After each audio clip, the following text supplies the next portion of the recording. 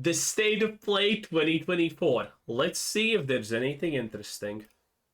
And we're going to go over it. What was a quick, tight-knit, 30-minute showcase that I thought had a really good pace to it. Not everything was fantastic, but for the most part, I thought it was pretty great. Some games I was not having really high expectations for showed out in a pretty good way.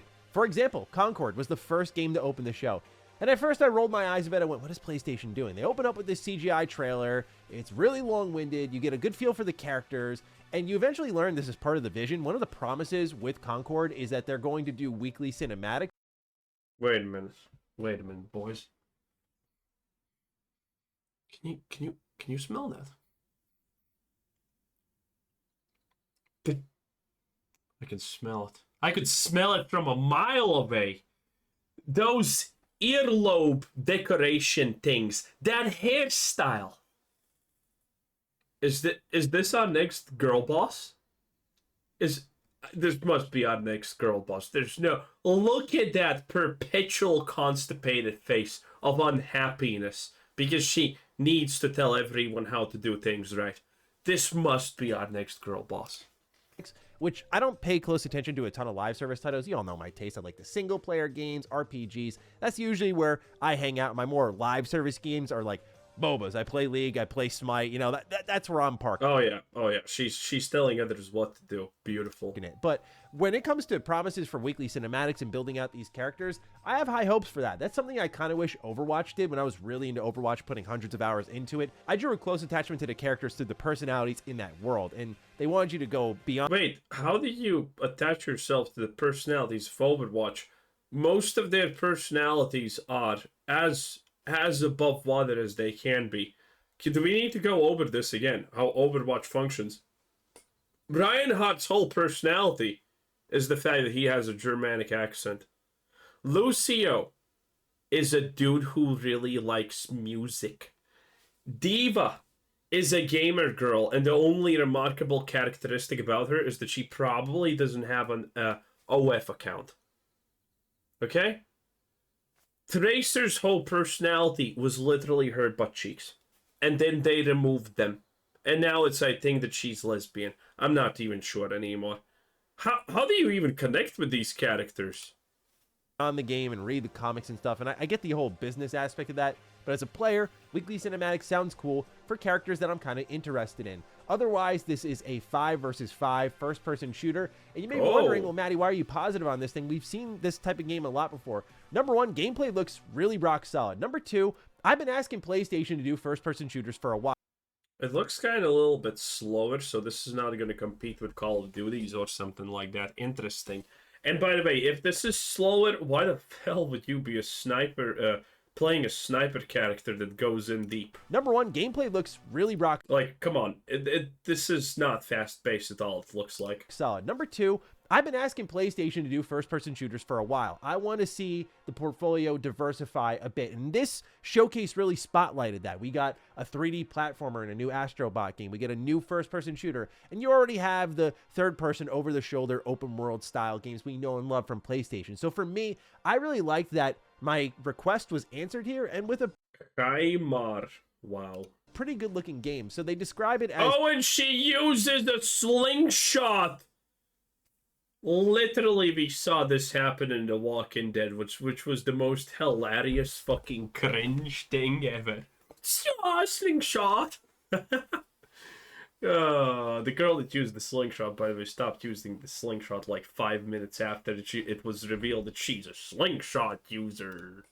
You're a part of the crew of the North Star. Oh, boy. You're called Free Gunners. You take on other Free Gunner crews out there. There's a beta in July. The game is launching August 23rd of this year on both PS5 and PC. Some of the... Star Child?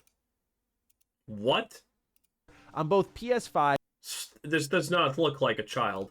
And PC. Some of the gunplay kind of reminded me of what I see in Destiny PvP, although I don't play much Destiny, but at least on a visual front, the kickback, the abilities look good. I like hero shooters. There's another hero shooter on this list that I'm very excited for, so maybe it's just my particular type of taste. We'll see how the characters and the cinematics are done, because I think that'll kind of be the hook long term. But otherwise, I was not expecting much from PlayStation with this one. Well, now that I know that it's a hero shooter, it doesn't seem that bad. Admittedly, you know, you gotta wait and see how good this is, because again, Man, the hero shooter, the whatever shooter market is so over saturated. So there's X Defiant. There's the thing that is destroying Tarkov. Then there is the Marvel Overwatch replacer. That man, being a shooter nowadays is kind of hard because your competition exists before you were born for a million years. One, and I thought it showed out really well. I'm excited for Concord. Next up on the list is a unsurprising announcement. God of War Ragnarok is coming to the PC. So 2 games in a row with PC-related announcements at the State of Play. Times are changing for them. They are starting to, after the success of Helldivers 2, really diversify the portfolio and where they release it. I missed out on God of War Ragnarok. Like, I bought it, played it for a little bit, stopped it to go review some other things, never got back to it. This might be a pickup for me if I can get that bad boy running on the Steam Deck OLED or something and finally finish this one out, because I really did love the first God of War. Next up was what I think would have been a great surprise announcement if it didn't leak, a new Dynasty Warriors game. I love the Warriors games. I don't know if that's a guilty pleasure or not. I'm not afraid to admit it. Like, I love these games. And this one, hello? Look, when I played Samurai Warriors 2 on my Xbox 360 and Dynasty Warriors on like my Game Boy Advance, I mean, I remember that so well. But each entry was such a big deal to me because it was about how many more... Okay, I mean, everything kind of looks pretty fine here. People are definitely going to be super excited about God of War. More characters can we fit on screen? How many more KOs can you rack up? And it feels like it's been stagnant for a little bit, and what they've sort of done with the Warriors license is handed out to Fire Emblem or Zelda and tried to make something of it there. And that's worked for me because I'm just like that. You know, you put my favorite IPs with a Muso-style game, and I'm there. But this one looked insane, like fortress assaults, crazy weapons of war, tons of enemies on screen, massive maps, looked really good visually, took itself very seriously. I mean, I really liked what I saw with this. Does it look really good visually, though? I don't know about that. Could be better, probably. But, you know, it doesn't look bad, that's for sure. Trailer. It's coming out 2025, so that stings a little bit. I know the last Dynasty Warrior games, I actually missed it.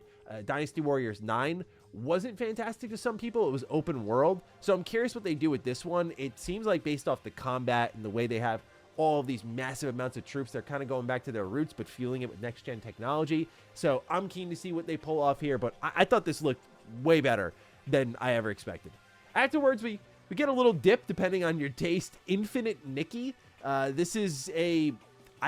It's one of those platformers that no one cares about. It's like picture-taking anime waifu-style game. I mean, if you want to play a platformer, I guess. But platformers are platformers. There's not a lot to say about them. Either you want to play them, and it doesn't matter how they even look, or you don't. Not going to shame anyone if that's what you're into, but for me, not the game I'm really looking to play. But that was shown off there, as well as Ballad of Antara, which is coming out in 2025. What? We're starting to get to the point here where we're going to see a ton of Souls-likes, because, I mean, what FromSoft has done is remarkable, and there's been clones like Lies of P who have done it really well. Stellar Blade had some elements of it, which a lot of people say it does very well. And we're starting to see, like, there's another game in here called Where Winds Meet. You can feel the FromSoft energy in some of these games. It's a deeply inspirational genre, and we're going to see it for a while. And I'm curious how the fatigue goes on for some people, because these games take a lot out of you. And I'm not saying this is exactly a Souls-like, by the way, but that approach, that presentation. I mean, this definitely does not look that bad, even if it's a Souls clone. Because, again, keep in mind, Souls fans don't care if it's a Souls clone. As long as it's good, it's good. Wow, this is not that bad, considering we know what the Xbox is doing. Now, I'm no PlayStation fan, neither am I an Xbox fan, but damn. PlayStation currently got Xbox absolutely cooked, not gonna lie. Wow. Xbox's greatest hit is gonna be Indiana Folk Nightmare Jones Phoebe Waller-Bridge Edition. That's not gonna go well. And Starfield, the expansion, which is probably going to be even worse. That feel, that goes a long way with some gamers, but just like it did for us with open world games, it went a long way. And eventually people got tired of open world, and we had to like reinvent it. So no doubt. Why though do you have a child on your back here? That's kind of awkward. FromSoft will be the ones to do that, but I'm curious how people are going to start responding, because again, in this showcase we got 2 different FromSoft style looking experiences, but this one again was a nice surprise. Like, just higher production values than expected, really showed out well in the gameplay. I have no idea what's going on in the story. I do still like my FromSoft style experiences. I think after Elden Ring, I thought it was done. Then Lies of P was that moment I went, oh, I love this genre just so much. I'll play pretty much anything from it because it can continue to deliver really new, refreshing experiences. So Ballad of Antera looks really good. Afterwards, we got a brief snippet of PSVR 2 games. We got one that a little disappointed by, one that looks really good. The first one is from Skydance, and it's called Behemoth. And this game is coming out fall 2024 and looks really sharp. I mean, some of the style kills in this trailer were sick. Guys catching arrows, twirling them around in his hands, and putting them in his bow and unleashing them. Really cool, visceral combat.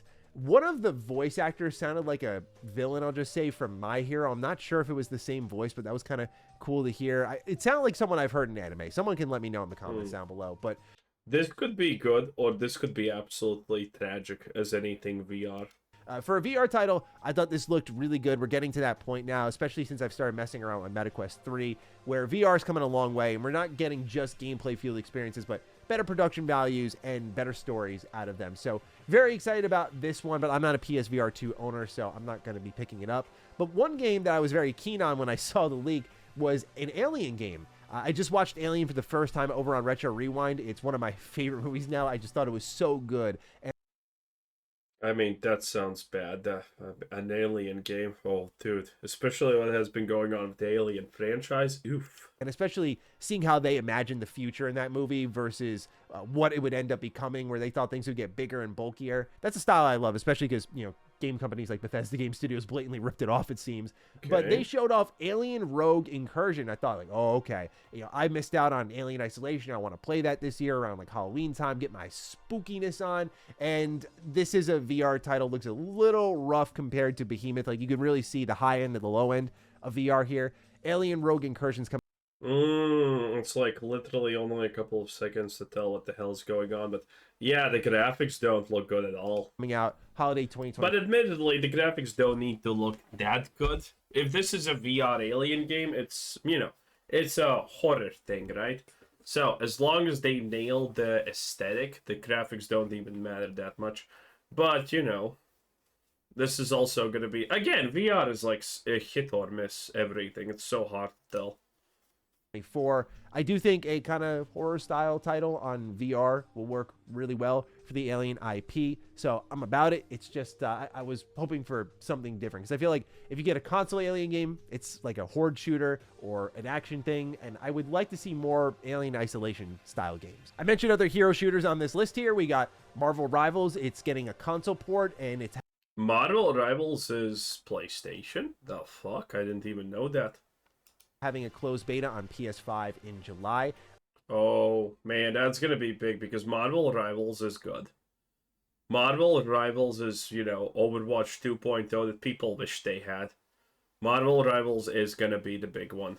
I'm really excited for this game because, as I mentioned earlier, I put a ton of hours into Overwatch. And so pretty much Overwatch, but Marvel Heroes is my jam. So, yeah, I'm totally at the mercy of these IP. Look at that hell. Beautiful. And I am there for this idea. I'm glad it's happening. And so I'll definitely be checking it out, probably on PC because that's where I prefer to play these kind of competitive style games. But it continues to look really solid. Destructible Environment also really spoke to me here. It made maps and matches seem that's cool, more dynamic when you're there in the mix of things. I know there's a lot of who is that, by the way? Is that, there's no way that's Elixir, right? Just a little bit. What? Okay. Who's the golden boy? There is no way that is Elixir. When you're there in the mix of things, I know there's a lot of bad people. Is that supposed to be the Sentry? Around this game because they had that weird contract where you couldn't say negative things about it. I know they've now since changed it, but yeah, like I think it overall looks really cool. And I'm not saying that because I'm under contract, by the way. I just realized saying that. Don't worry, I haven't played it or anything. I haven't signed a thing. Where Winds Meet is in development for PS5. No release window or date announcement. Just letting us know it's on the way. Again, like I mentioned earlier, kind of a Souls-like style game. This one looked pretty good. I would say compared to Ballad of Antera, I prefer the former more than the latter. But nonetheless, still looks pretty solid. And then afterwards we get this game that just keeps kicking around, and I got I couldn't tell anything about this game. It's like a hot mess of I don't know even know what I saw. I'm gonna say, if I'm negative about anything, it's probably this. It's been such a weird game announcement to me, and the fact that it's still hanging around, I'm like, just release already. Get out of my sight. Is Until Dawn. Now, I love Until Dawn. I remember when it came out in 2016, I played it through in one full session with one of my best friends growing up, and it was an awesome time. It's coming out on PS5 and PC fall 2024.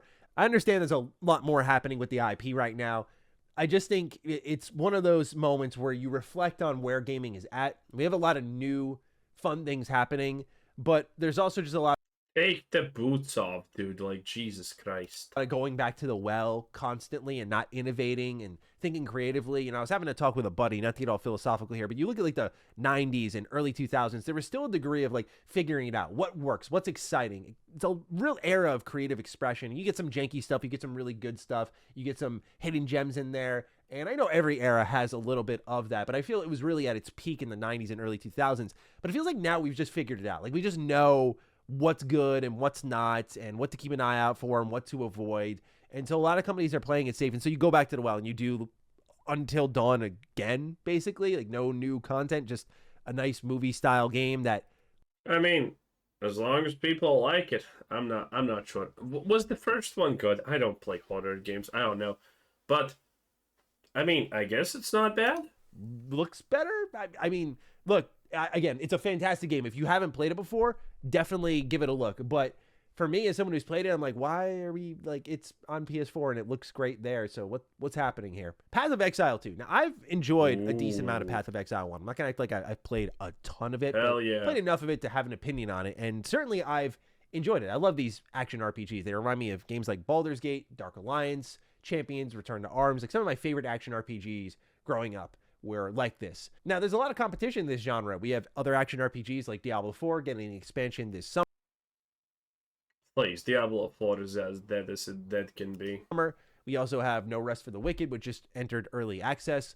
Path of Exile 2. No Rest for the Wicked is not. I hate when people compare, like, No Rest for the Wicked and The Lost Ark to, like, Path of Exile. It's not the same game.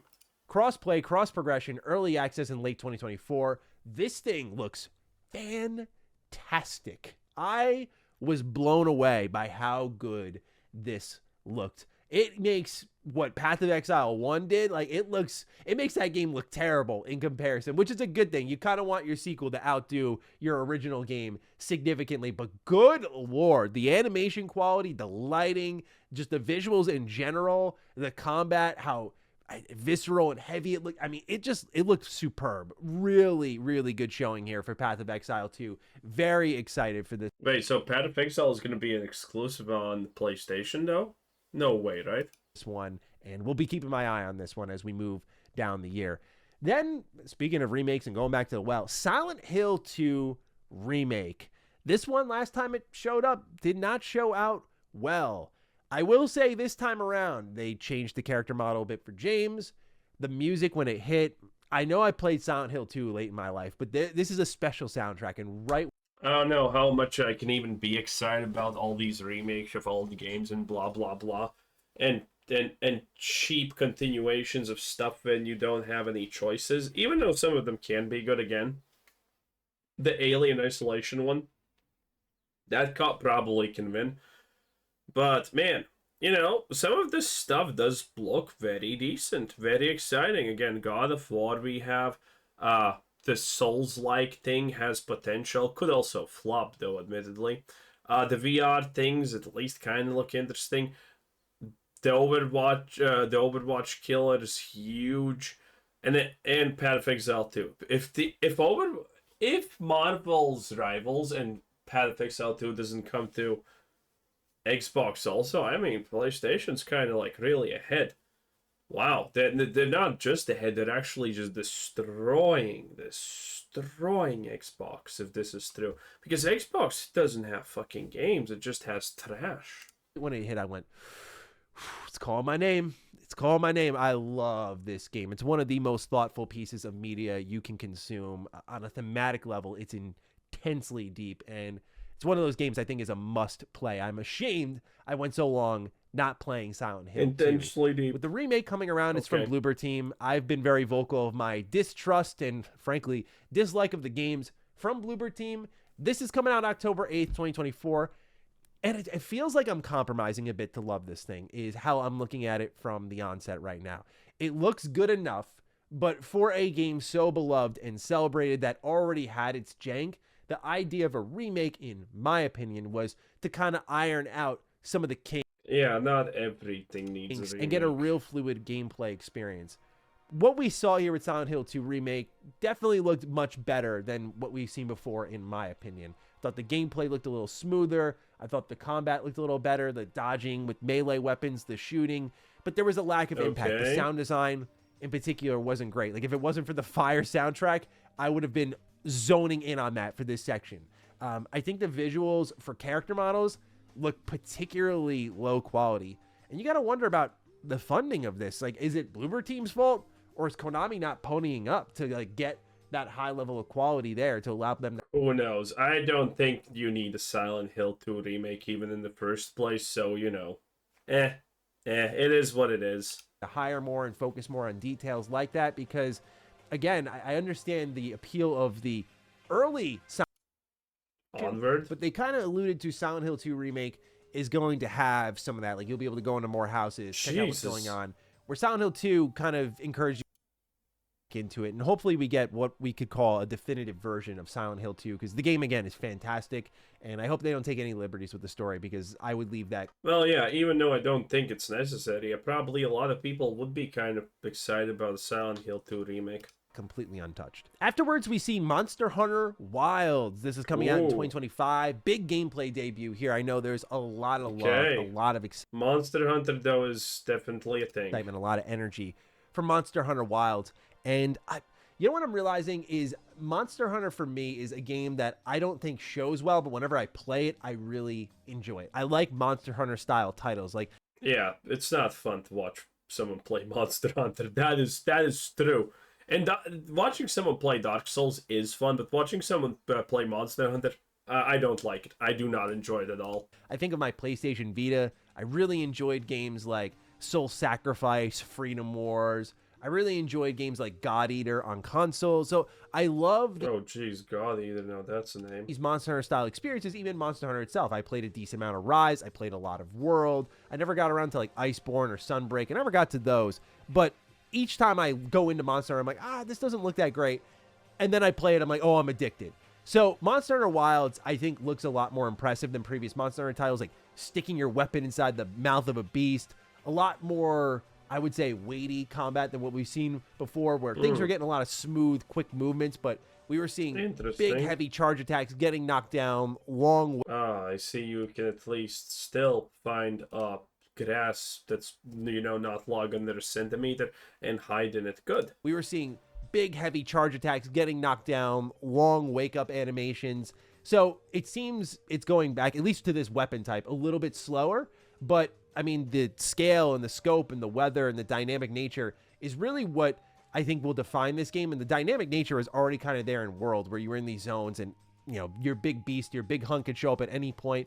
It seemed like there was a lot of creature interaction. So it looks like World, but bigger and potentially better. And I'm open to that. But I won't sit here and lie to you all and act like, oh, I was out of my seat for this one. It was more like, I know what Monster Hunter is. I know it doesn't show well to me, but I also know my taste, and I know when I played... Oh, this one had been leaked a number of times, but I was surprised they used it as the show closer, but I'm glad they did because it looks fantastic. Little worried, though, because I feel like they showed us the whole friggin' game, but Astrobot is back, so for those who did not know... I do not know what this is. Doesn't look appealing also. It was a launch game that came baked into your PS5, and it was Astrobot's Playroom. And it was a really fun, cheeky title from Team Asobi, and they had a lot of PlayStation IP references. It used... Yeah, okay.